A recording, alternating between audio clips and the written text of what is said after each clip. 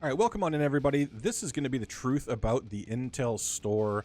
Overall, I think the Intel Store is a great addition to the game. It gives players the autonomy to upgrade whatever they want. I'm going to go over a couple of the options here, as well as what's disappearing from the other stores real quick. I know a lot of people have covered it, but I want to make sure that everybody's heard it. So in the Intel Store, for me, the L4 training module is just completely not worth it unless they change the ratio of either how many you get or the cost of it. I think you should never buy this. It is a very bad deal. Never buy that, in my opinion. Obviously, it's your currency. You do what you want with it, but to me, this is a terrible deal. Never buy it. We've also got T4 ability materials here, 5 of them, which is insane to me. For 11k, again, not worth it. Skip it. Get it from elsewhere. Not worth it.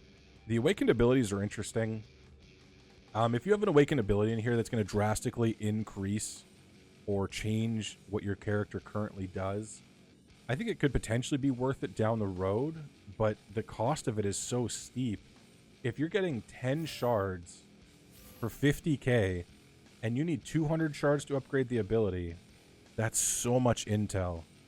That is so much intel that could either be going to new character shards or G20 pieces if you're chasing Xavier. I just don't think awakened abilities are worth it either. So while they're cool additions and I like that they're actually available now, I just don't think it's worth it.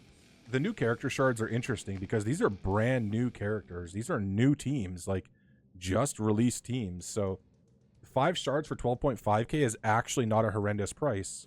The way that I would look at this personally as an endgame player, if you have every character except for Xavier and you're chasing Xavier, as you're unlocking these new teams, if for some reason you're like 5, 10, maybe 15 shards away from unlocking the character or upgrading the character, I think spending, 24, 25, maybe 36, whatever you're going to spend, a couple purchases of, if you're close enough, this isn't the worst deal. 12.5k for 5 shards is not bad, in my opinion. I'll be keeping a close eye on characters to see, how close I'm to upgrading them. But if I'm, 94 shards away, I'm not going to buy 5 shards. It's not going to make an impact on my account. What I am going to focus on, and what I have been focusing on, is the G20 pieces, the G20 slot. There's 2 slots that'll show up for the G20 mini uniques, and there's 2 slots for the G19 uniques. So keep your eye on that as well. The G19 uniques come in at a 5-pack for 7,000 intel. That's a pretty good deal. Considering one unique costs you 800k gold. So, do that math.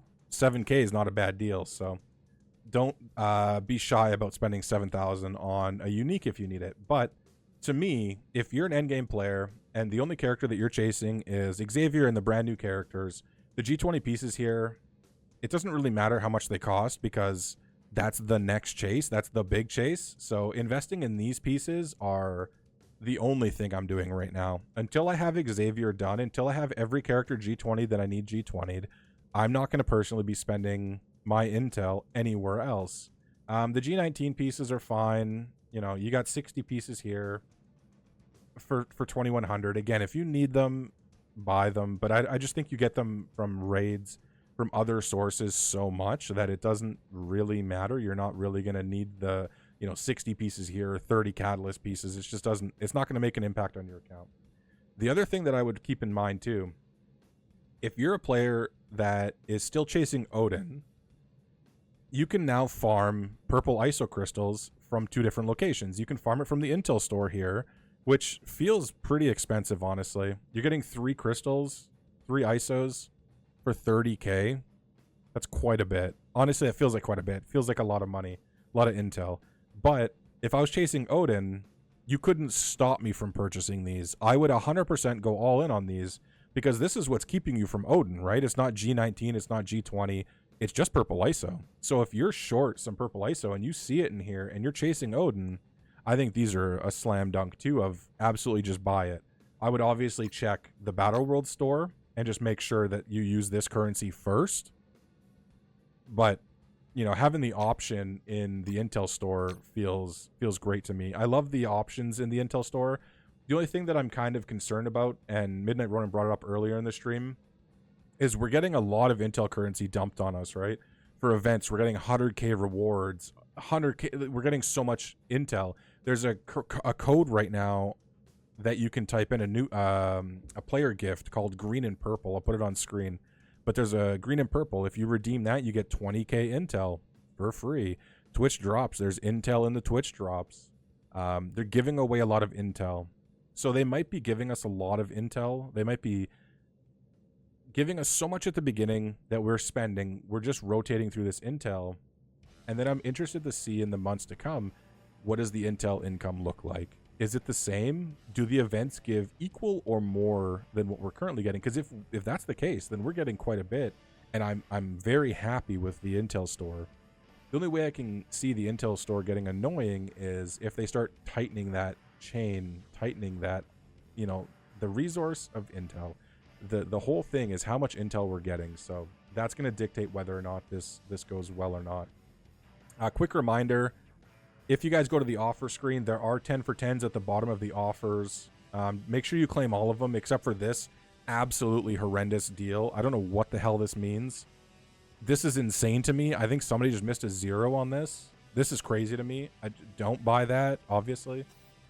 And another quick reminder is that the Crimson Gear Raid Orb, the ability to spend your elite raid credits on it is going away.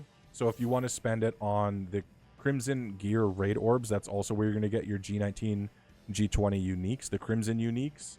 And the last thing that I'll mention is to spend your arena credits on the training modules while you still can, because this option is also going away, as well as before the reset happens on the 20th, I think it is.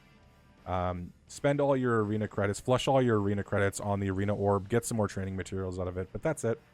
I just wanted to have a quick chat and the truth about the Intel store, my concerns, which my only concern is the future income of Intel, because I think the rest of it is fantastic. I think having brand new characters in the Intel store and having that choice to make, you know, whether you're a new player, you're a mid player, returning player, if you're a new player or returning player and you can invest right away in the new raid team, that's huge. To me, that's huge. That is amazing. I love that change. It's so good.